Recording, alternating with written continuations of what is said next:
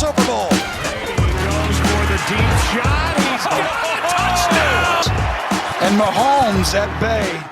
The Tampa Bay Bucs, Super Bowl 55.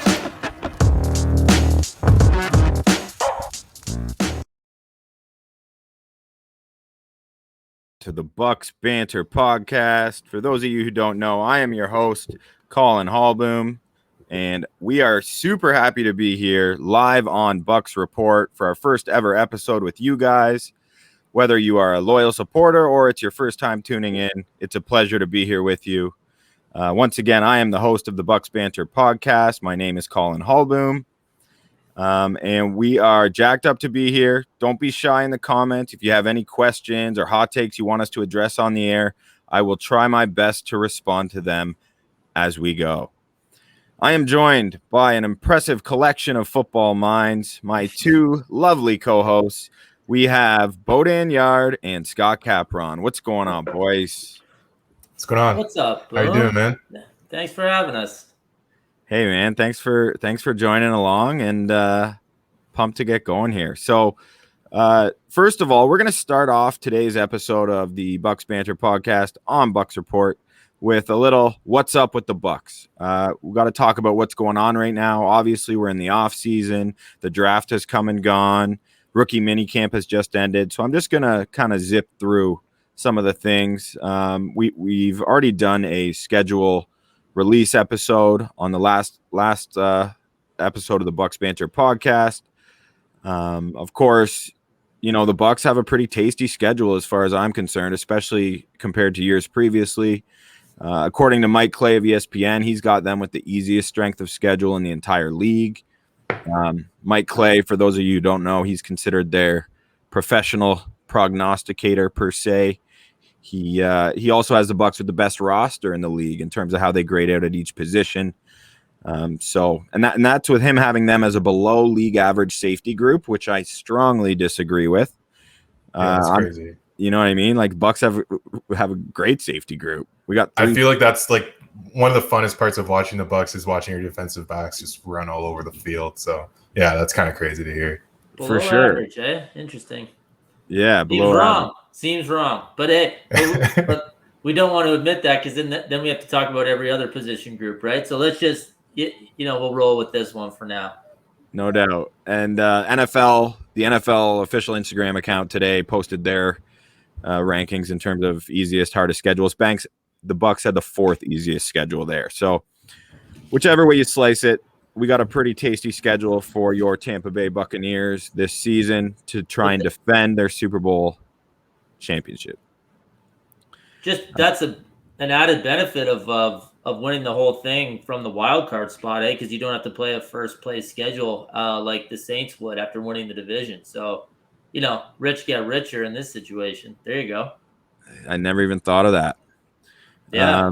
That's great. So again, we covered this. So I'm just gonna zip through just like a couple my own little thoughts here. Toughest games of the year, I think, are going to be the Rams. Both times we play the Saints, when we play the Colts and the Bills. And I would say I don't want to call any game in the NFL easy. Obviously, everyone's a formidable opponent, especially with roster turnover and how much teams can change from year to year. But the Falcons twice, we got the New York Jets, and we got the New York Giants. I think those are very, very winnable games for the defending Super Bowl champs. And the games I'm most looking forward to, of course, a couple of AFC East games here with the Patriots on Sunday Night Football. That's going to be huge. Everyone knows that. Everyone feels that way who's watching this. That's for damn sure.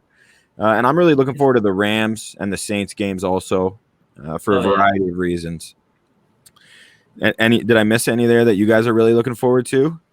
Well, I mean, you're counting those as wins against the Giants and the Jets, but with a below average secondary, and you're going up against Zach Wilson and Daniel Jones. I wouldn't be just notching those up as wins already, Boom. Just saying. I mean, elite up in the Big Apple. Right. Yeah, there you are. I'm just kidding. They're wins. They're wins. Hope so. Yeah. I'm looking forward to that Bills game for sure. Like I think we talked about it last time. Like I just want to see Josh Allen has to be fired up for that. That's going to be a huge game for them in prime time too. And sure. Obviously, with the way this schedule works, and there's 32 teams, there's a bunch of matchups we don't see. Doesn't Bills Bucks? Doesn't that feel like a game that's never been played, or maybe there's been like 4 meetings? I mean, like I said, there's tons of combinations of teams that would fit that bill. Sorry, lack of a better word. But I feel like Bills Bucks. I can't ever remember that. I don't know, Call, if you can, but certainly not one that's going to be as relevant as this one, right? So that's going to be sweet for sure. And then obviously the Bucs have just concluded a little 2-day rookie mini camp. So just checking in on some of those rooks who are out there in helmets and shorts. Grant Stewart and KJ Britt, later round picks, drafted to be special teamers. It sounds like they've kind of embraced those roles as special teamers just based on the things they've been saying and what they've been showing the coaches. So that's great. Our offensive lineman we drafted out of Notre Dame, Robert Hainsey, he's been taking reps at center throughout mini camp. So he's a guy with great positional flexibility along the O-line, which is going to prove to be a major asset, I think. Evan Winter from Bucs Report wrote a great article about that today, actually. So go check that one out if you haven't yet. And Jalen Darden, by all accounts, looked good. He's developed some chemistry with Trask, he said. I don't even want to comment on Trask because I haven't seen anything. I mean, I have trouble commenting on rookie mini camp to begin with. You know what I mean? I'm just fair. Yeah. I think I saw a clip of Trask getting picked by someone and the whole defense was going crazy about it. And they took it back to the house on it. I forget who it was. I had the name at the tip of my tongue, but yeah, they're a defensive back. I think it was a safety picked off Trask, and it was a quick pick 6 for the defense in mini camp that they're fired up about. Yeah. That's not going to help him to take over Brady. You know, I know he's got his eyes set on that QB1 spot. I mean, all these reps count. Yeah, exactly. Yeah. He was picked off by Cameron Kinley, defensive back out of Navy. So he's actually caught some eyes. Okay, so for the record, we're talking about how we don't have much to say about mini camps yet. We know who got picked off and who took it back to the house. It's May. Like, I think we do care. Okay, so that's great. That's good. This is good stuff. Come on, Trask. And then the Bucs actually That's signed. Awesome, though. Yeah, the Bucs signed 4 free agents today. Anthony Hamilton, cornerback, who was with the Chiefs last year. Jarrell Adams, tight end. These are all NFL journeymen drafted around 2016 or came into the league around then. Jarrell Adams played with the Giants. He's out of South Carolina. He's more of a blocking tight end. Troy Maine Pope, who was once a running back at Jackson State. His most notable NFL experience came with the Chargers. He also returned some kicks for them, which is interesting. Certainly would signify some appeal to the Bucs as they're looking to bolster their special teams units. But I would expect Jalen Darden hopefully to assume that role. And lastly, the last player we signed was Curtis Riley, safety. He started some games for the Giants where they actually moved him from cornerback where he was initially to safety, and he had some success there. So that's a little bit of a Bucs roundup for you in terms of what's up with the Bucs. Injury-wise, actually, I'll quickly hit on that. Joe Tryon, our first-round pick, as everyone listening knows, had a minor knee procedure. He was jogging around at minicamp. He's going to be fine. They're just playing it safe. Tom Brady also had his knee cleaned up.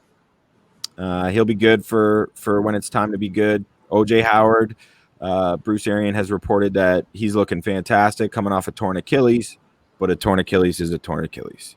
Yeah. So, I mean, that is what it is. He's an absolute physical specimen when he's got 2 good Achilles, so we'll see what happens here. Tough thing to come back. Brady just has so many guys to throw the ball to. You kind of forget about O.J. Howard, even with all the receivers, even though, like you said, he is such a specimen, such a potential freak and out there. It's just wild to think about all the guys they have on that offense. Sorry, I know we all know that, but it's crazy. Yeah, I was thinking about the Bucs tight end situation literally yesterday, just because I was like, I can't wait to bet on Cameron Brate because I feel like Vegas is going to undervalue him again this year. But I completely forgot about O.J. Howard. Like I didn't even realize he's on the team. Yeah, I know. It's crazy to think they got a player that, a former first-round pick, a really strong tight end prospect or tight end player in the NFL, who they didn't even get to use last year. And him and Brady had some really good chemistry too. Brady was saying big things, and the start of the season, they proved that they had some chemistry together. So Totally. yeah. All right. That's enough. Let's move. Let's just take a league look around here and dig into some league-wide topics, because again, it's the off season. Need stuff to talk about. Can't really do it without addressing the league as a whole.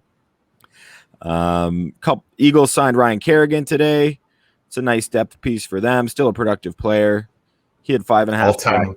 Sorry, go ahead. All-time leader. Yeah, all-time leader in sacks for the Washington football team. Yeah, he'd been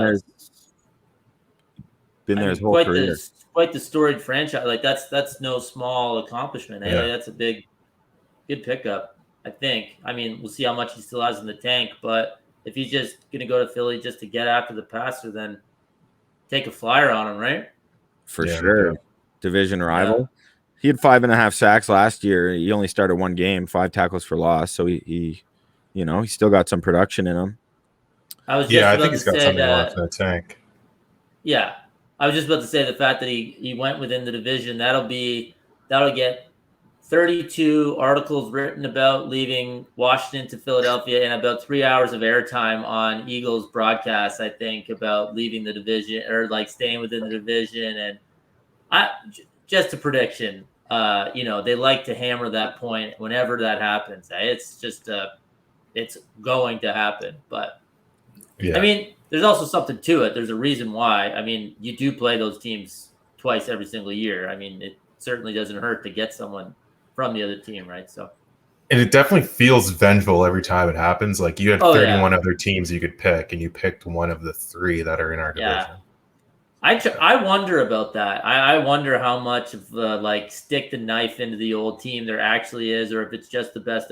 I mean, I could be convinced either way. If it's just whatever, this team offered me the best deal, or there's a total spite factor, and it's like, nope, I'm literally only going to sign with one of these 3 teams in our division. But yeah, I don't know. It's fascinating stuff.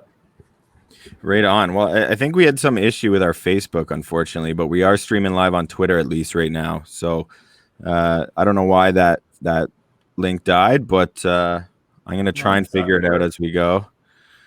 But anyway, gentlemen, let's start with a fun topic to debate. And I want to talk about some coaches coming into this year who may be on the hot seat. I mean, in the NFL, plenty of hot seats to go around. Either you gentlemen care to start with a coach who jumps out at you as someone whose seat is especially hot? Let me clear up for Scott here. Oh, okay, I'll go. So, all right, good. I've been wanting to talk about this all day. So for me, it's Matt Nagy with the Bears. I just think there are so many avenues for him to be, fired at the end of the year or during the season. Because it's not that his record is that bad. So 3 years, I think it's 12-4, 8-8, and 8-8. But I also don't think any Bears fan is happy with what's gone on. And now maybe that's Trubisky, maybe that's the use of them. It's a combination of everything, whatever. Either way, NFL teams are not patient. It's very rare to hold a job while your fan base is frustrated and you're not actually winning playoff games, right? So I'm thinking maybe they don't start Fields early enough. So all right, he could get blamed for that, obviously. Or they start him, Fields looks great, but then there's some, questionable coaching decisions that lead to some losses, and the Bears are heartbroken again, getting their hearts ripped out by potentially Rodgers in that division. Who knows? I mean, depending on if he's going to be there. I just think there's a bunch of angst there already, and with a rookie quarterback coming in, and with the veteran who's maybe too good to just bench right away, but you know what? Like, it almost doesn't make the decision very easy for Nagy. Yeah. I just think at a high-profile franchise like the Bears, I could see him gone. I could see him gone for sure. Like I said, and there's a few more candidates, obviously, but he's the number one guy I'd be looking at. Yeah, I had him down too. And I like when I started going through it, the thing that popped out to me was like, oh, like who did he take that job from? And I looked back on it, it's John Fox. And I don't know if you guys remember the John Fox years, they were awful. So I don't know if you're in ownership at Chicago, what do I have down here for John Fox? He was 14-34 in his 3 years with the Bears. Like he was very, very bad. Matt Nagy, obviously we looked at him and his decision making has been pretty horrible, especially down the stretch of last year. They started 5-1 and were kind of like the surprise team of the league last year, but those 5 wins were the only good team that they beat were the Bucs. Sorry. And oh my God. The last time that we talked about it that game sticks out in our minds just because of how bad the Bucs played from just a penalty standpoint. But that 5-1 record was Swiss cheese, man. Oh, it's garbage. It was absolute so garbage. Yeah. Of their 8 wins, the only winning or good team they beat were the Bucs. So funny. It speaks for itself. Yeah. But yeah, you can blame a bunch of this on Trubisky. You can say I'm way better than John Fox too. Those are the only 2 things he really has going for him. It's not that he's done a good job there. Yeah, and it went from Trestman to Fox, I think, and everyone hated Trestman and his weird hair. And I think if you just listen out, like if you listen quietly, you can hear John Fox punting on 4th and inches. Just right, like when in doubt, like you can actually hear that in the background. So yeah, they want to win, the Bears, and let's face it, they're one of those franchises who probably have outsized expectations based on their history versus what they've actually accomplished. But it's Chicago, and they love their team, and they are super frustrating to watch, and they never have a quarterback. So I mean, for their sake, I hope Dalton plays well and hands the keys off to Fields, who's ready to go next year, or Fields is just ready to light it up right away. So, yeah, and I'll pass this over to Boom really quickly here too.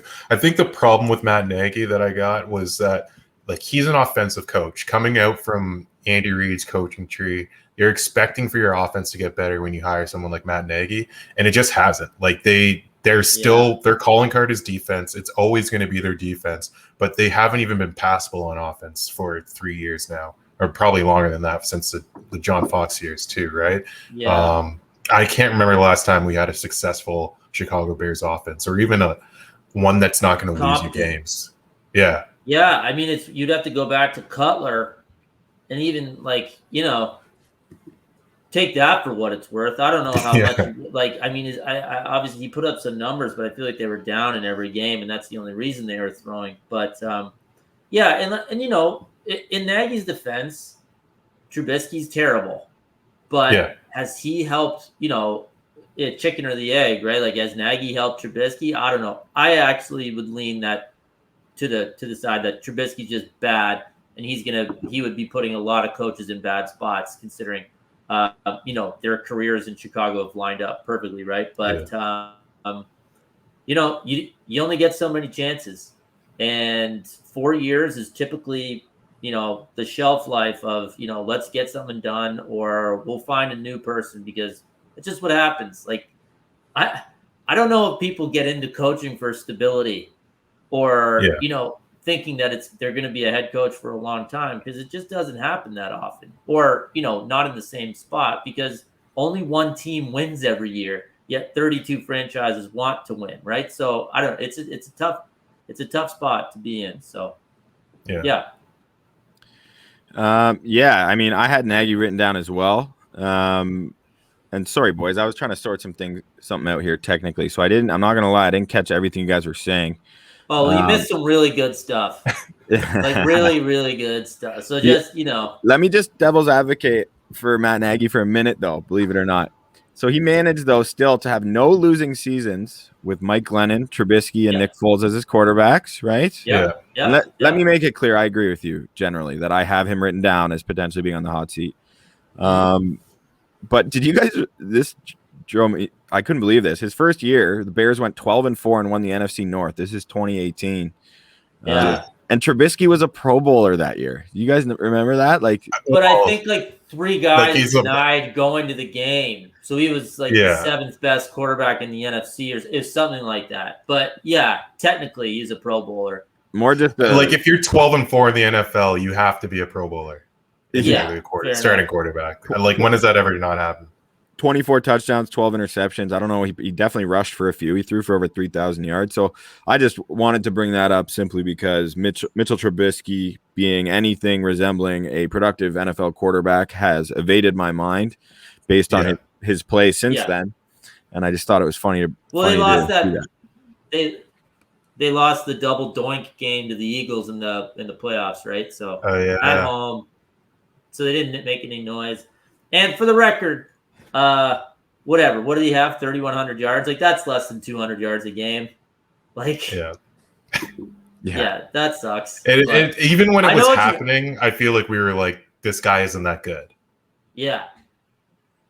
He throws a lot of picks. I think the biggest strike on Nagy is that it's just the roster. The offensive side of this roster has not improved in the 3 years he's been there, and he's ultimately has to answer for that. Well, he also obviously handpicked Nick Foles last year and created his own issues at the quarterback position, up juggling the same offense between 2 totally different quarterbacks, almost on a game-to-game basis between Foles and Trubisky. I mean, that is on him. Yeah, totally on him. And I think around draft time, there was some talk that Trubisky wasn't his guy at all, and that he just like that pick came down from ownership, and that they were trying to pull for him to be playing.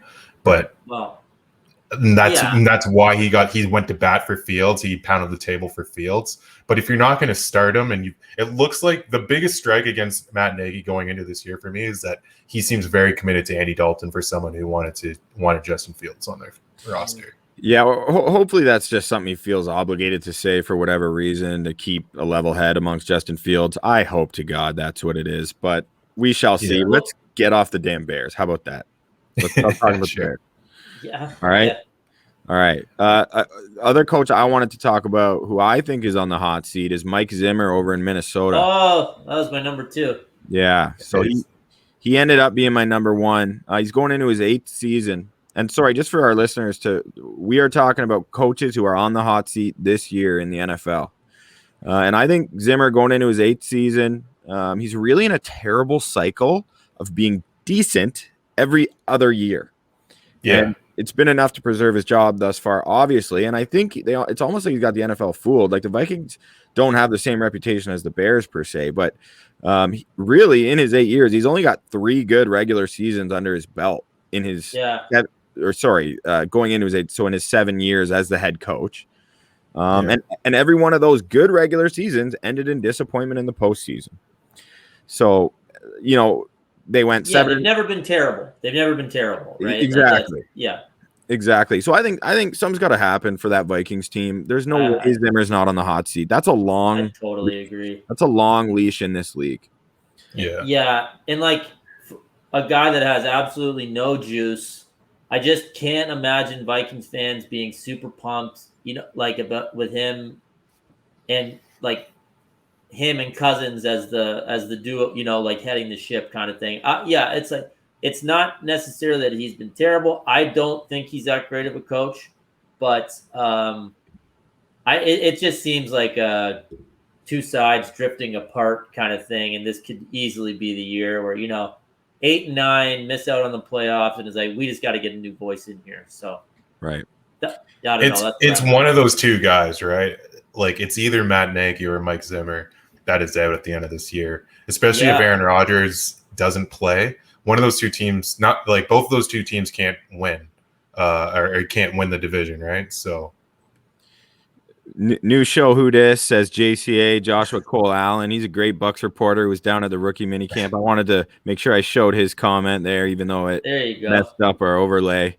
That's what I think of you, Josh. You still get to come on and show your comment even when it messes up our background. He does a great job over there. He's doing a really good job. Anyone else, boys? Any other coaches that you have in mind who you think are on the hot seat? I was shocked. Bo, who do you have? I was shocked at how there's not as many as I think there normally are. Well, that was the thing. There's a huge turnover, right? Huge turnover so many in head new coaches this year. Exactly. Yeah. But I'm going back to the well with my boy Cliff Kingsbury. Shout out to the picture of his living room. I think that's the best coaching moment he's had. Decision making just questionable to me. I think he's probably like way better as a coordinator. He'd be an amazing coordinator, I'm sure, in this league. Could end up winning a Super Bowl as a coordinator. But as a head coach, I just haven't seen it from him. History on him: 5-10, 8-8, 13-18 over and all. I could see them getting off to a rough start this year, even if they do have this explosive team. I love Zaven Collins. That's a great pick. I don't think he's going to solve all the issues they have on their defense. I'd love to be wrong about Isaiah Simmons, but I just don't see it on their defense. Losing Patrick Patterson, you got Buda Baker back there still, but their defense is going to struggle, and this is not exactly the division that you want to be struggling in on defense. With the Rams, I think the Niners are going to be really good again this year, and the Seahawks just always play tough, even if they don't end up winning games. I think they're a lot like the Seahawks in that they're going to have really exciting games, but I could see them being on the wrong end of them too many times this year. Well, that's such a good point, Bo, because so many of these games are coin flips that are decided within one score in the NFL, right? And like win a higher percentage than you're supposed to. Coach is a genius. Lose him, and then he's out the door. Right? And like you said, in a division where you're probably going to play 6 of those games, that determines it. Yeah. So, I'm so glad they've done. Go ahead. No, go ahead. Sorry, go ahead.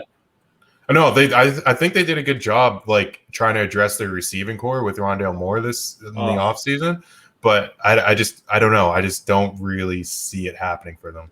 Well, I think it's so funny that because he comes into the league as the fun and gun from Texas Tech, throwing the ball everywhere. And you naturally would think that would, equate to aggressive on fourth downs, not settling for 3 too often, using Kyler as often as possible. Like, I'm not saying that he hasn't used Kyler well, but I just mean like, I think he would profile as way more conservative when it comes to play calling and actually in-game decisions than people would have guessed. And who knows, like, you come into the NFL, you're not necessarily a finished product, certainly as a player and maybe not as a coach. And maybe he's addressed those, concerns and criticisms that he's had about him. But I just assumed when he came in, we're going to get this kind of college style, bordering on reckless, super fun coaching style. And then to pair that with Kyler, like, sign me up, man. Like, how good is that? But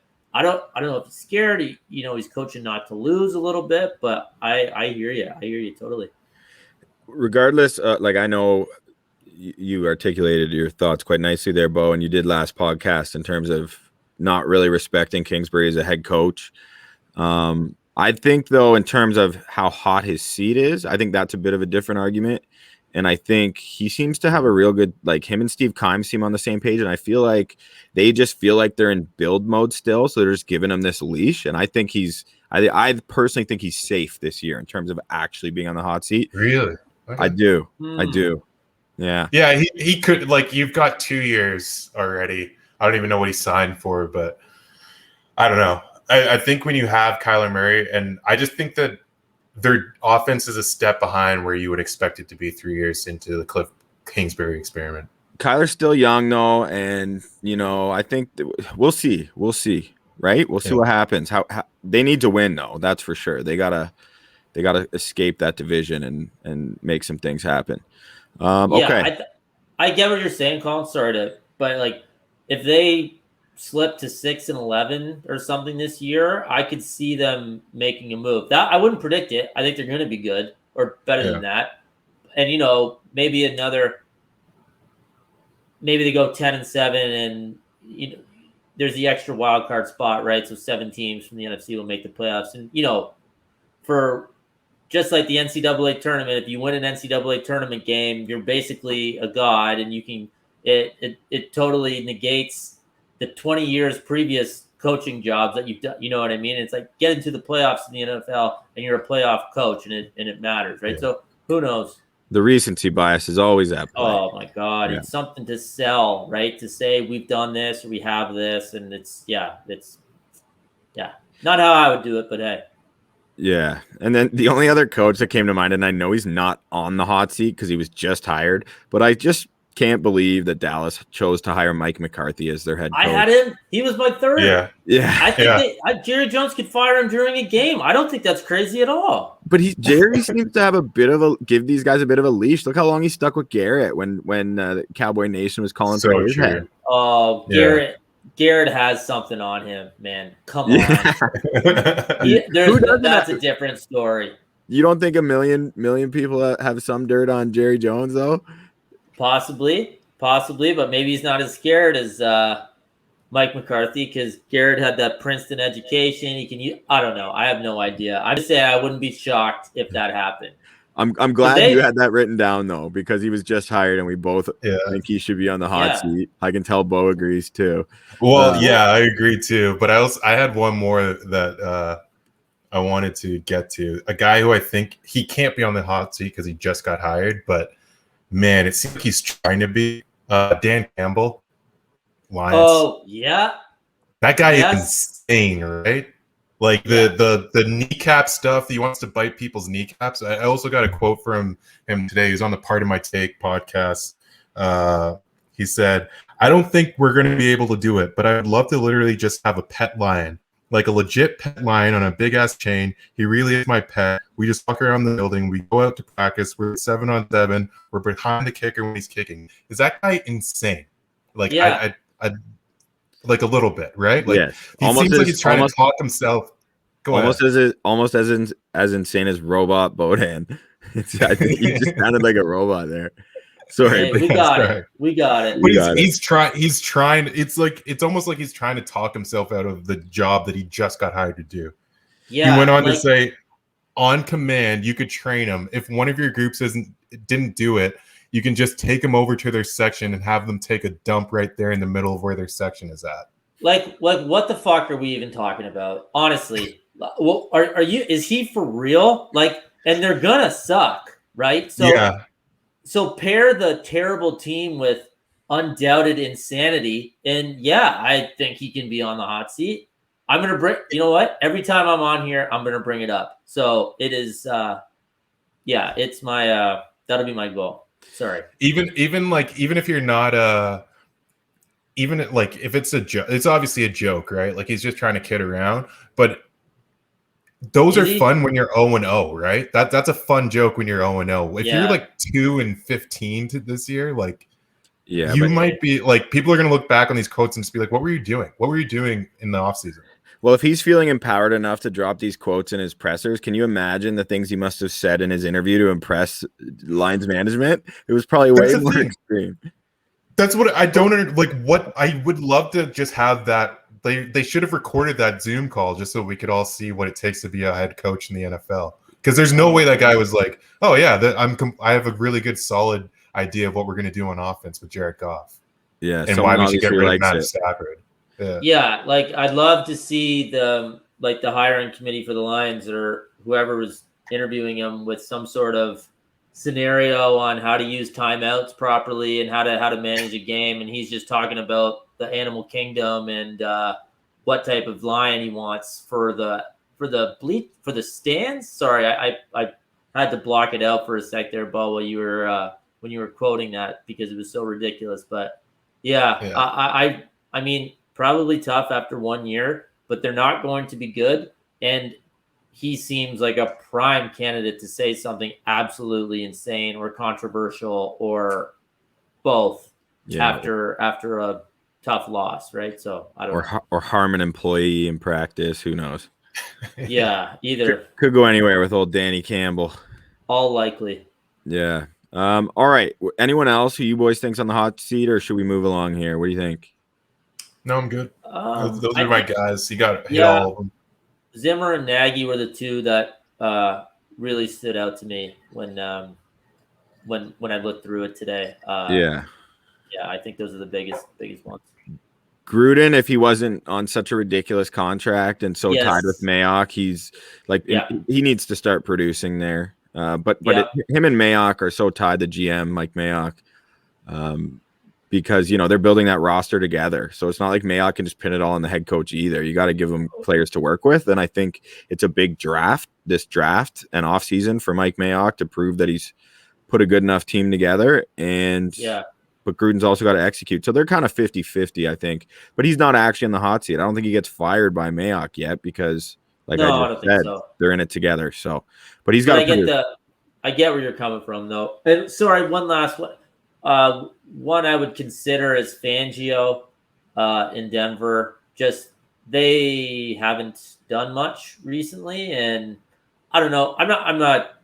We'll see what they do. I'm not necessarily calling for it. I'm not, but I think it's at least one to consider. I think Elway is not scared to shake things up, and if a prime candidate comes up, I think Denver's a franchise that would actually throw some money at the coach. So. Bo, do you want to tell him or should I? I was gonna say this is. I was getting really excited about this. Deja vu. You got it, Bo. Yeah, no. John Elway's out in Denver. I forget the guy's name. What's the guy's name? Right. That's Patton, something like that. He's there for like 6 years though. He signed for like 6 years just this summer. Yeah, George Patton, and he had a hell of a draft, man. If it wasn't for the quarterback spot, I'd think of Denver as a real force this year. Yeah, I was gonna bring up Fangio as well, just as guys off the top of my head. I don't know how long he's been in Denver, but kind of neglected the offensive side of the ball in a division that you really need to score points. That's his MO, Fangio. He was the Bears defensive coordinator 3 seasons ago, so he's going into year 3, I believe, as a Chicago head coach. We'll see what happens there. One sec, guys. I'm just gonna go jump off a bridge after mentioning the Elway thing. That's cool. Honestly, I'm pretty locked in over here. But you got it. You just haven't been watching all the Bucs Banter podcasts, man, because I guess it came up already. I made the same mistake. Yeah, you got busted there, Cap. You got busted, bro. Because I watched to the end. Yeah, same thing happened with Bo. Don't worry. That goes for all of you viewers out there too. You got to like and subscribe. Watch to the end. Watch to the end, but so this it's like The Sopranos, because I actually stopped a couple minutes. There was no controversy at the end of the show, right? Like it was all good. Like people liked it. I assumed. I don't know. It seemed pretty cut and dry. We had a funny little hypothetical scenario about Elway leaving, and then they didn't like someone they drafted, so he barges through the doors by throwing a football through the door of the war room on draft night. Yeah, just having some fun with it. All right, let's talk. I want to talk about the NFL Rookie of the Year. Just because the draft is behind us, we know where everyone's settled with their new teams. We can kind of assess how they fit in amongst their respective rosters, this great crop of rookies. So let's start on the defensive side of the ball. I want to know who you guys want to talk about in terms of potential defensive Rookie of the Year players. I'm not going to force you to give me your guy, but let's just at least talk about it a little bit. I've got a guy. I got a guy that's my guy. Okay. Obviously, not a great year for the defensive side of the ball in the draft, but the more I watch, the more I read about these guys out there, the more excited I get. My guy this year is Jamin Davis, picked by Washington in the first round, 19th overall, 6'4", 235. Going into Ron Rivera's defense, I think he could be something like a Shaq Thompson, could be a Kiko Alonso as well. In his college career, he had 102 tackles in 10 games last year, 3 picks as well. So it's great in pursuit, great coverage guy as well too. Also just like what they're doing on the defensive side of the ball in Washington. Obviously, it was a strength last year and the reason why they got to see the Bucs in the NFC. Was it a wild card game? Yeah. So in the wild card game, Chase Young, Montez Sweat, I think that makes that job so much easier for a guy like Jamin Davis coming in. And then they also have their secondary is not bad as well with Kendall Fuller and Landon Collins back there. Bobby McCain also just got signed there as well too. So they've got a few guys back there that are going to be making it a little bit easier on him to make some plays. Yeah, I love that, Bo. I think that's a smart prediction there. And then not just Chase Young and Montez Sweat on the outside, but you got Deron Payne and Jonathan Allen in the middle. So that front four is lethal. And that's just going to open up so much for someone like Davis as an inside linebacker. I think he could rack up a stupid number of tackles right off the bat and plenty of splash plays to boot, like force fumbles, fumble recoveries, some sacks, maybe an interception or two. So I think that's a great call. He's smart. He seems like a smart. And I guess the only thing, he seems like a smart player, but limited football experience.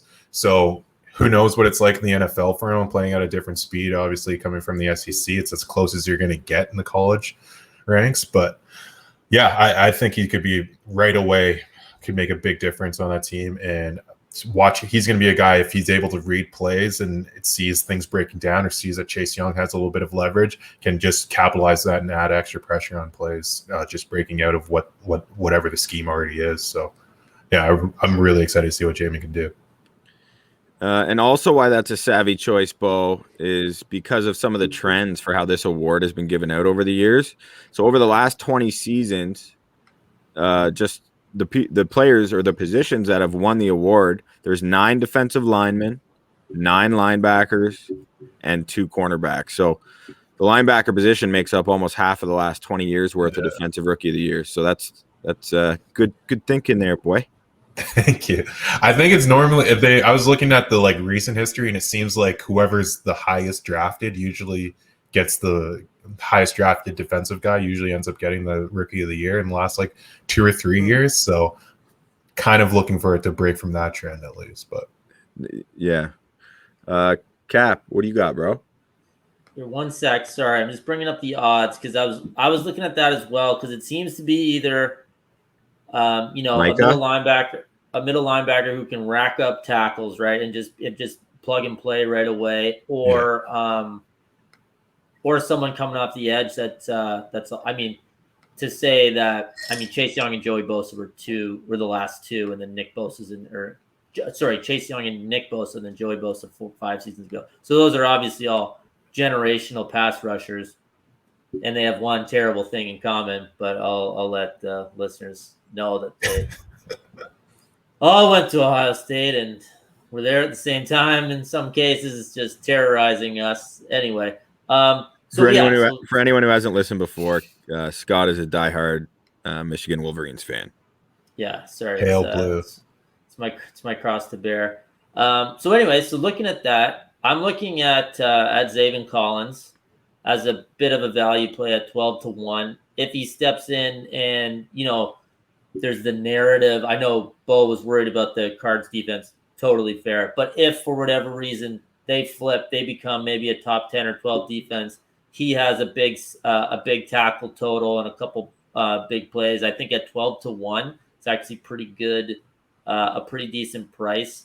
This is a bit of a homer pick as well. I'm also looking at Kwity Paye at 10-1. I just think he got chipped and double teamed a lot in college. I think if being able to be freed up a little bit, not being the focal point of the offensive line for whoever they're playing against, I think he could just make a couple big plays and maybe have a 10 or 11 sack season and kind of jump off the page a little bit. So I'm not predicting that. I think Parsons at plus 450 is actually not terrible value. It's just not a super fun pick. But yeah, if I was to pick one guy, I'd be looking at Collins right now. Yeah, and then the other thing too, right, is the team's got to win some games usually as well, right? As is it's discussed most, talking about the NBA MVP award. They always give it to the best player and the best team. It's not like that, but if you're not playing on a team that's winning games, which is what makes me the only thing that makes me, because Micah Parsons is, I believe, the favorite, right? The Vegas favorite for Rookie of the Year. But that makes me kind of he's going to put up numbers. But what if Dallas is terrible again? He's not going to fix their whole defense. I know they drafted a ton of defensive players, but that's not going to happen right away.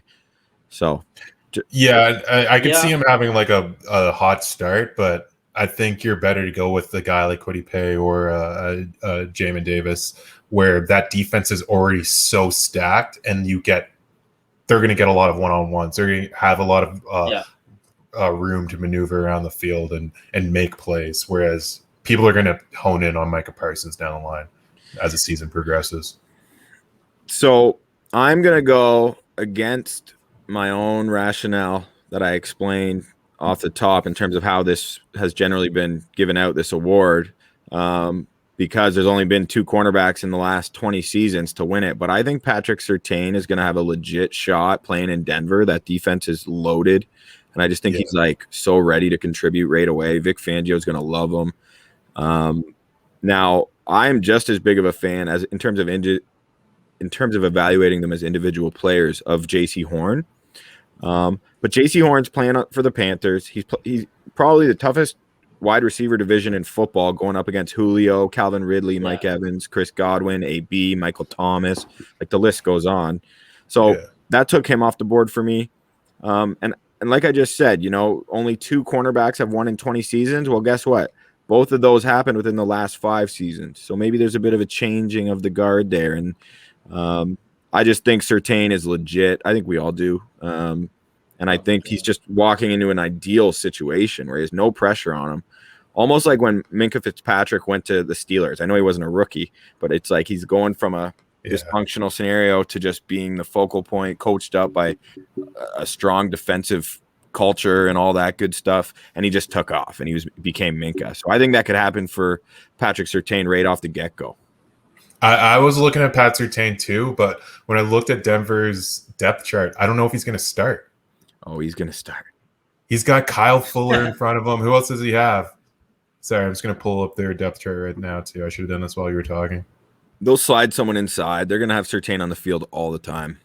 They're not investing a top 10 pick in him to have him as a situational defensive back. But he could have that's the problem with like the teams that are really stacked is like if he makes some mistakes, you could have a very short leash out there. So they gave a ton of money to Kyle Fuller, and then also they gave a lot of money to Ronald Darby this year too. Yeah. So if he's your nickel back and then everybody plays a nickel basically on every series, I don't know how many snaps he's going to get. Fair enough. I'm just throwing him out there. You took my guy, Bo, so just leave me alone here. I like Jalen Davis, right? So you can screw off. But I was going to go for J.C. Horn for that exact opposite reason. Was like Carolina needs the output from J.C. Horn. Oh my god, so that is so J.C. Horn funny. could be on the background. And because those teams they're playing have such good receivers in the NFC South, maybe they're going to force the ball his way, and he comes away with a couple extra picks, right? They're gonna look when Patrick Surtain is out there, I could see like a quarterback looking around and being like, oh, I got to pick on the rookie here, which I would advise any NFL quarterback not to do with Patrick Surtain or J.C. Horn really, but both of those guys are going to be good, I think. Right on. Okay. Anyone else who you guys think is important to mention here? Or should we roll along to the offense? I was going to run 2 more by you. Nick Bolton, inside linebacker. Out of Mizzou. Went to Kansas City. Obviously, as Bucs fans know, Kansas City needs a lot of help on their defense. And then Azeez Ojulari. I really like what the Giants have done on their defensive side of the ball too. Dory Jackson they kept Leonard Williams. Danny Shelton came in coming off a down year, but still, I think that they could be really good. Dude, they graded out that Giants defense graded out. I think they gave up in the second half of the season. I'm pretty sure I saw today they gave up only 9 passing touchdowns. Yeah, dude, they were tied for 10th in the league for takeaways and then a 9th for points allowed. So they could be like they could take a step forward with all the money they invested on the defensive side, and then what they did in their draft as well too. Yeah, they're doing nice things there. If Daniel Jones can play football, the Giants could be a real sleeper, I think. Yeah, we'll get to this when we do the NFC East division roundup. In a winnable division too, right? Like, exactly. I think Washington and the New York Giants are going to be kind of calling the shots out in the NFC East this year. Yeah, Dak's the only proven quarterback in that division, and he's coming off a serious injury. Exactly. And all those other teams have far superior defenses. So as much as we ripped on how much love the NFC East gets from a primetime scheduling perspective and how frustrating that is, at the same time, there is some intrigue to be had when looking into the NFC East. It's the first year it's kind of warranted. And some genuine hatred, Yeah. Well, it'll start week 1. Thursday, week 1, baby. Welcome back, Dak. Awesome. Cool. Bo, you said you had a couple. Did you have another one you wanted to say, or did you just say them all? You said them both? Yeah, I said Nick Bolton and Aziz Ojulari. I like the And Boltons. also, I want to try this. Jeremiah Owusu-Koramoah. JOK. JOK. JOK, There we you said go. it beautifully. I've given Well the done. Browns love on every podcast, so I want to keep that streak going. JOK is going to be everywhere on that defense. That defense is super stacked. They took two of the Rams defensive backs who I loved last year, The Cleveland Troy Browns. Hill and Cleveland Browns. yeah, the Cleveland Browns. Yeah, they took Troy Hill and John Johnson off of the Rams, and they're adding them to their secondary. Two of like the best defensive backs that were in the free agency market that both went to the Rams. So yeah, I think the Browns are going to be really good next year. Yeah, love it. Jalen Phillips in Miami. I mean, obviously that defense is looking good, so they like him, keeping him in state. I could see him putting up double-digit sack numbers. I had Owusu-Koramoah written down as well. I love how you said Aziz Ojulari. You know how I feel about him, Bohdan. I'm a big fan. And then the only other name I'd like to mention is a dude who slipped like crazy on draft night, Trevon Moehrig. From the Raiders, and even Asante Samuel Jr. Those are a couple of guys who's with the Chargers. I expect a big bounce back year from the Chargers. So keep your eyes on. My cousins are huge Raiders fans, and they're super excited about Trevor Moehrig and adding them to the defensive backfield with Jonathan Abrams. They could be really hard hitting. Have you just always had like family reunions in Nevada, Las Vegas, or like what's Isn't that convenient? just coincidence? I think they're original like Los Angeles Raiders fans, like when they were in LA, and then they moved over to Oakland and they followed, and yeah. Shout out to Jay and Dwayne. Right on. Well, hey, Jay and Dwayne, if we could get the invite to the next Vegas family reunion for the yard crew, that'd be awesome. So Yeah, don't worry about that. Don't worry about that. We're moving silence over here.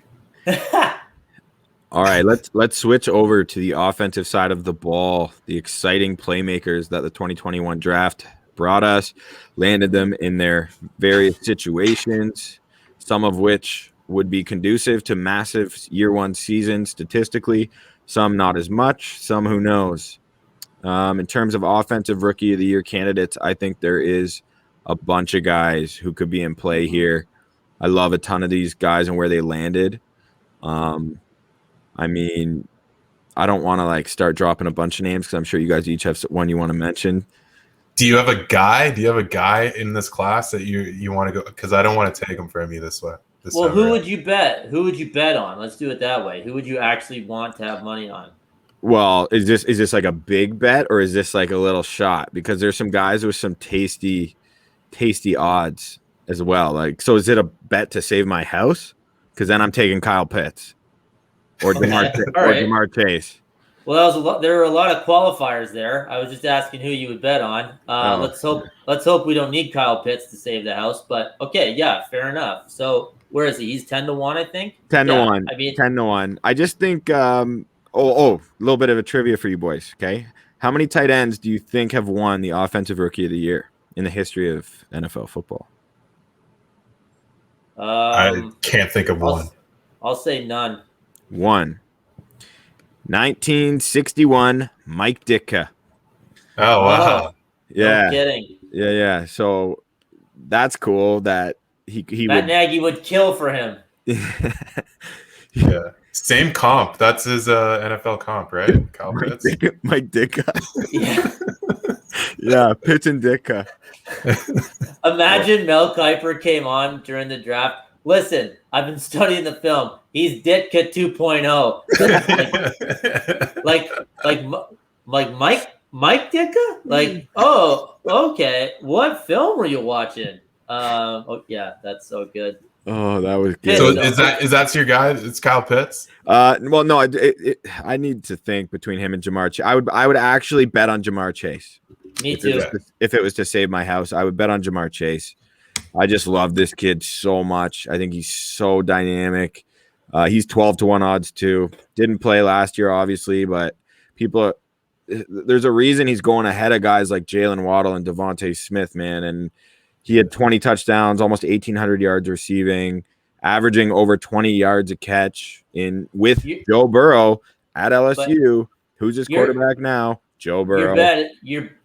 So that's a bet on Burrow almost as much as it is on Chase, right? Which is fair. And I think Burrow's. I mean, let's hope he's 100%. But I think he's going to be good. And I think at 12-1, that's worth a shot. He's just so good. And can't you see, like, week 2, and he's, all right, he's the 6th best receiver in the league or something like that. To me, he's just automatically going to look like a pro receiver as soon as we get to watch him. And at 12-1, I think that would be worth a shot.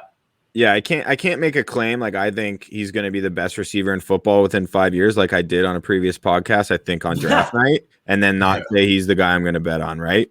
Yeah. But it's not just Burrow, Cap. The only other, I think, one of the other aspects of the formula that comes into play is like he's also got 2 really good receivers in T. Higgins and Tyler Boyd to help take the heat off of him. And Joe Burrow made those guys really productive in his rookie year. So just the dynamic of all 3 of those receivers to choose from. You got a great running game still, or at least a really talented running back in Joe Mixon. They lost Giovanni Bernard because he wanted to join the Super Bowl champs. He a Buck. He a Buck. Yeah. But yeah. And then the other guy who I'm going to pass it on. Someone else drop a name because there's so many guys who are intriguing when it comes to offensive rookie of the year. Yeah, there really are. Well, so I don't like Lawrence at the price at all. I think it's there's too big of a chance that they're just terrible or he gets hurt or something where he, only plays 12 games kind of thing, which actually leads me to another prop I'm looking at. His over-under is 4,200 yards passing. Now, admittedly, when I first saw that, I once again thought 16 games versus 17. So I get, that obviously affects where my head. I still think it's too high, though. Like 4,200 yards last year was number 9 in the NFL.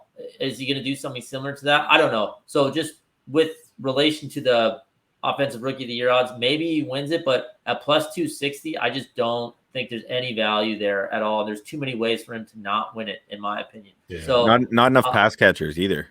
Yeah, and if they're like they drafted ETN, I think they're gonna run Lawrence a lot with Meyer's offense, right? And not to say that he can't put up yards, but it's more likely passing yards and touchdowns are what offensive rookie of the year quarterbacks are going to be graded on. I just don't know. I just don't see it. I'm not saying it's impossible, but at plus 260, no thank you. And then Fields at plus 550. That's crazy. We don't know how much he's going to play. Trey Lance plus 600. So to me, like if I'm looking at a quarterback, I'm looking at Mac Jones at 14-1 because for the price, we think he's going to play. And, it's Belichick to coach him up. Possibly, once again, not my prediction. I'm not going to be taking Mac Jones, but I think he's in a more favorable situation to actually win this award this year. I don't think he's better than those guys necessarily, but that's something I would a lot of weapons in lean now. to. Yeah, exactly. It's interesting too. Like of those, Jamar Chase. Go ahead. I was just gonna say of those quarterbacks too, like only Trevor Lawrence and Zach Wilson have surefire starter locked up already. You know what I mean? Like several of them will at some point, but that has to come into play when you consider a total body of work over a rookie season, which is going to affect exactly.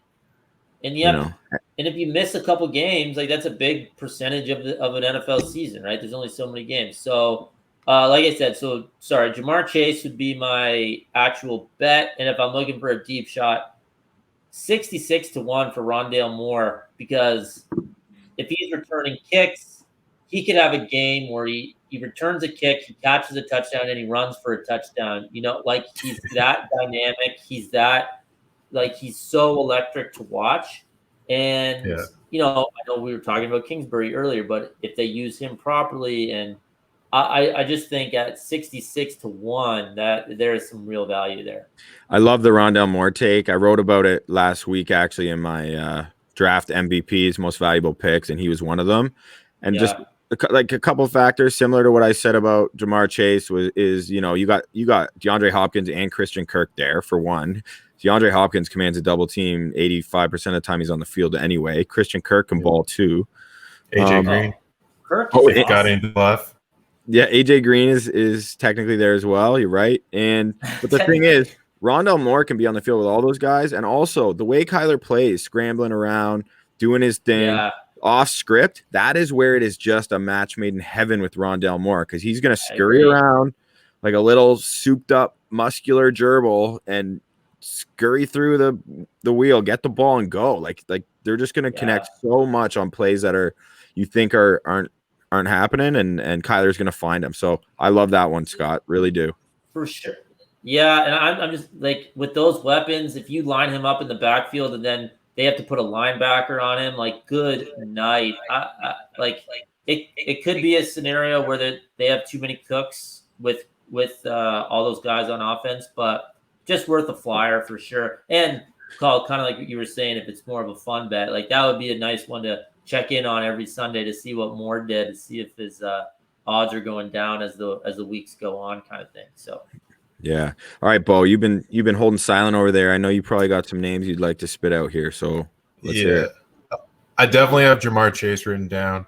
I've got DeVonta Smith written down as well too, wide receiver with the Eagles now out of Alabama. Heisman winner, lots of opportunity on the Eagles receiving core as well.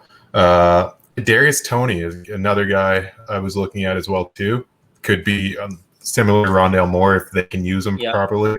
He can return running back, wide receiver. He's not exactly super like a speed demon, but very quick, changes direction like unbelievably well. But the guy that I have down as my guy, Rashad Bateman, wide receiver for the Ravens out of Minnesota. Okay. Such a good situation for him. Great situation. Only played 5 games last year. Originally was going to opt out. Decided to come back, played 5 games, and said, no, this isn't for me. So, yeah.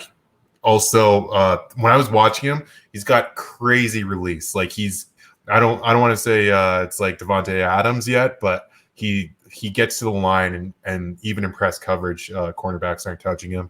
I think he could be a really good right away. Great route runner as well too. So I'm excited to see what they do in Baltimore. They picked up Sammy Watkins as well too.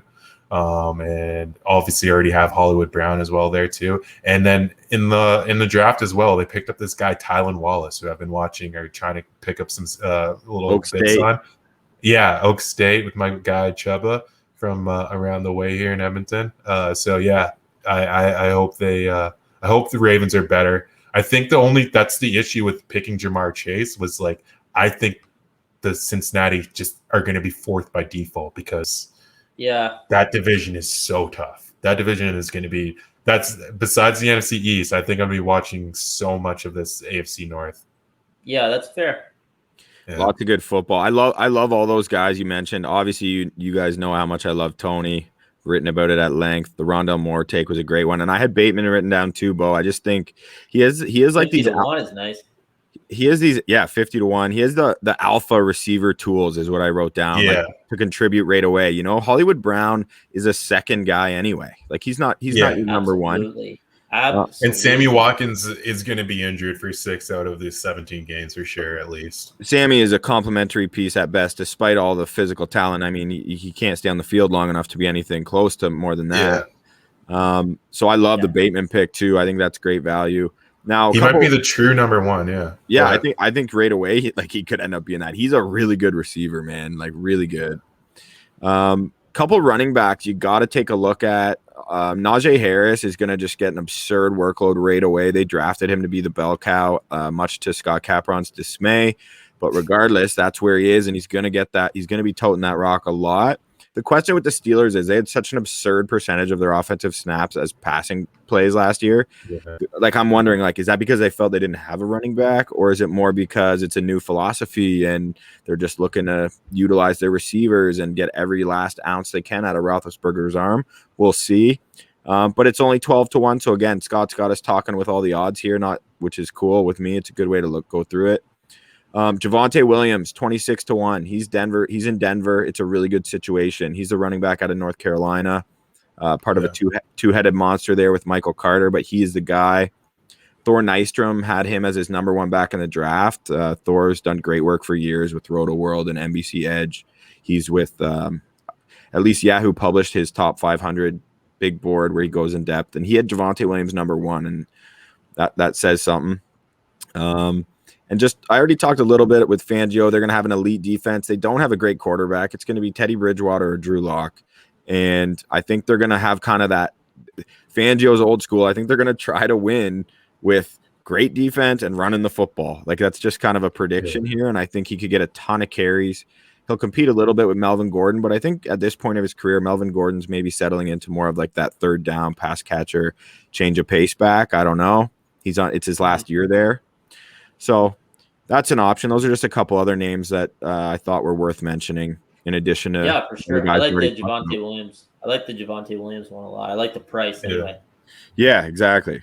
And that's why I had Javonte Williams down too. I had Michael Carter down as well too, and Elijah Moore. But it was just like more. It's just I just wanted to write their names down. I don't see the Jets drafting 3 skill position players and them all being good. No, especially when one of them is especially when one's a starting quarterback. Yeah, exactly. Bo, you just said Javonte Williams and then Michael Carter, and I got night terrors thinking about Michael Carter Williams winning the NBA Rookie of the Year, and I think on that note, guys, I actually have to go. So thanks, Boom, thanks, Bo. We'll talk soon, obviously, and MCW. Sorry, didn't work out for you. All right, that's a bad note. Catch you later, Cat. Let's everybody switch this up here. How's that? Ooh, yeah. Flawless transition into the Bucs Banter two-headed monster. Bo and Boom. Let's go. Right on. Okay. So, what was I going to say? So, just to cover some trends, and before we wrap up this section, I think we said all the names we need to. The way that the Offensive Rookie of the Year award has gone, the position breakdown over the last 20 seasons, there's been 8 running backs, 9 quarterbacks, and only 3 wide receivers, which is interesting because there's so many good receivers drafted in the last 10 years. I expected there to be way more, but. And a couple funny ones when you look back on the Offensive Rookie of the Year. Eddie Lacy in 2013. Wow. Running back for the Packers. That's wild in hindsight. RG3, because of injury, obviously didn't pan out, which is unfortunate because I was a big RG3 guy when he came out of Baylor. Super fun. Yeah, he was so fun. So fun.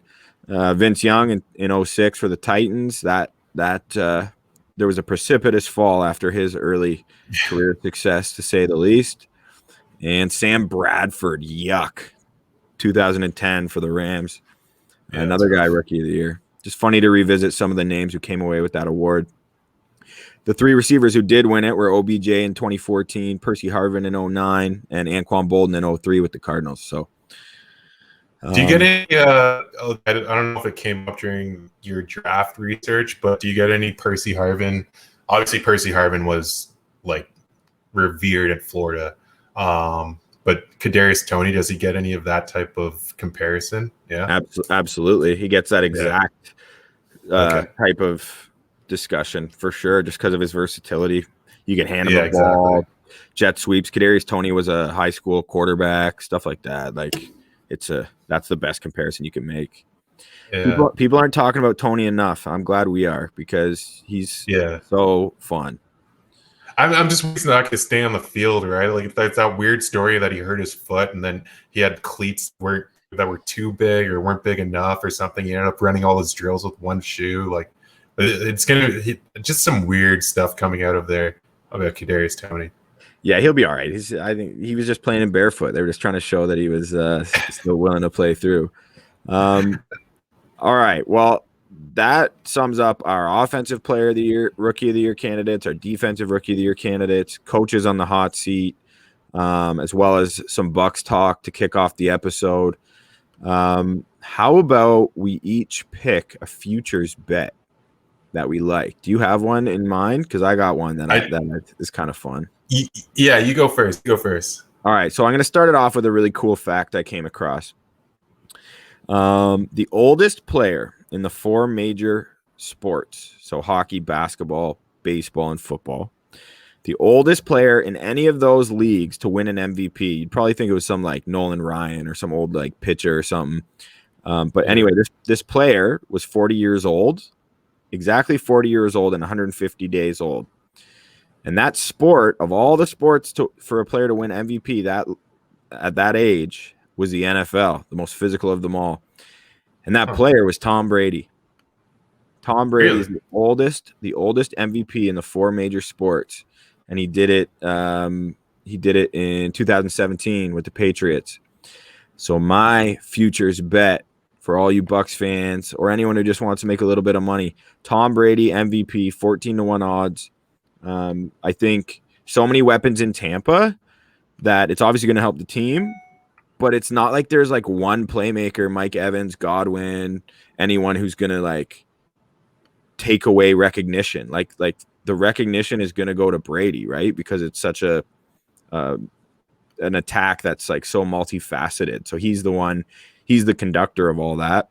They have a very appetizing schedule. And just the fact that he's going to have more time with this same offense, and not just the continuity of the players, but all of the coordinators and all the key coaches are back in the same spot. So he's going to be 44 years old by the time the season kicks off. And what a story it would be if the GOAT, Tom Brady, wins MVP. So there's a little future bet for you. That sounds insane that he's going to break his own record. Right? It's just unbelievable, really. Like I don't know. I can't get there with you. Yeah, fair. MVP Russell Wilson at 1600 plus 1600, 16-1. I don't know. You think the Hawks are gonna be good enough though? I think it's gonna be tough, and if somebody wins that division, I think they're gonna be pretty lauded around the NFL, and I think he's clearly the best quarterback in that division. So automatically, if you're the Seahawks and you have the best quarterback in the division, you're expected to win the division. So I think they're hungry. I think he wants this could be like his Aaron Rodgers moment, honestly, where he's been upset with the team this offseason. He released that weird list of all the teams that he wanted to play for that didn't really make any sense. So maybe he goes out there, wins MVP like Aaron Rodgers, and then holds out next season and gets his wish. I did not expect that one, man. Just because of that, like you just said, like him mentioning other teams. Obviously, there's a disconnect between him and Pete Carroll and how they just always run the ball. And I feel like the magic has to run out. Like he's so good on third down and these like running away plays. But last year he was still doing that, and they still weren't good enough. And that defense, though, is so bad. I think that will really end up hurting his chances. Is their defense? But I think we just like think of them being so bad. Like how they didn't have a horrible record last year, did they? Like the way they ended the season was awful. But well, that's they were 12-4. Yeah, I know. Yeah, it sucks to end the season like that. But yeah, go ahead. And I just lost confidence in them. I've just lost confidence in them. I don't trust Pete Carroll, and I don't trust their defense. And I feel like I don't know. But we'll see, man. The whole point is just to come up with a future. So it's not my job to criticize, just trying to play a little bit of that devil's advocate. Yeah. He's also unlimited, Mr. Unlimited. So, it's always working for him no matter what happens. He's never going to do anything cringeworthy. So yeah, really excited for old Russ. And we love watching Russ and making sure he's doing all right up in Seattle. Yeah, you speak for yourself. No, I find Russ very entertaining, and he's a hell of a football player. So he's really good. I would never take talent-wise. He is certainly in the MVP discussion every single year. I just think some of those other factors might catch up with them a little bit this year, but we'll see. All right, well, there you have it. I think that more or less sums up everything we wanted to hit on tonight. Unfortunately, there was some sort of technical issue with the Bucs Report Facebook page, so I don't know what's going on with that, but we'll see if we get it sorted out and that video gets posted there later. Regardless, we were live on Bucs Report YouTube and Bucs Report Twitter. So thank you to those of you who joined in and listened live. As always, you'll be able to download and listen to the Bucs Banter podcast after anytime. I'll get that up within about an hour or so of this recording. Bo, any last words? Anything you wanted to that maybe we missed you wanted to hit on? No, thanks for having me, man. The only other weird story that we didn't hit on was Travis Etienne's taking all of his snaps at minicamp at wide receiver. Dude, I can't believe Scott didn't bring that one up. I know. I'm actually sad he's not here for this, but yeah, that pick just keeps on getting weirder as we get more out of Urban Meyer. It does, which hurts my heart because I love Etienne so much. I know. I wish he was going. Like, you would think, like, oh, I'm going to a perfect situation with my college quarterback. You're not. You're still running back 3 and wide receiver 2 somehow. It doesn't make any sense. Because Urban Meyer wanted Kadarius Toney, and then he's like, well, Etienne is my next best bet. Like, why didn't he just draft like Elijah Moore or something then? Yeah, exactly. Yeah. You know, but anyway, so yeah, those of you who tuned in, thank you for doing so. We'll be back next Monday at 7 p.m. We'll make sure we have any of these issues sorted out, so we'll be live for sure on Facebook by then. Until next time, it's been a pleasure. Stay safe. Have a good one. Peace.